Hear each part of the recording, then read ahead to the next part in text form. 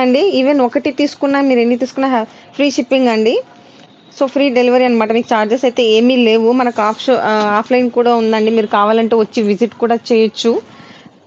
మన అడ్రెస్ వచ్చేటప్పటికి బీరంగూడ అండి. బీరంగూడలో మీరు చూస్తే పోలీస్ స్టేషన్‌కి అపోజిట్ లైన్‌లోకొస్తే మీకు కనిపిస్తది. ఓకే. ఫైన్. నెక్స్ట్.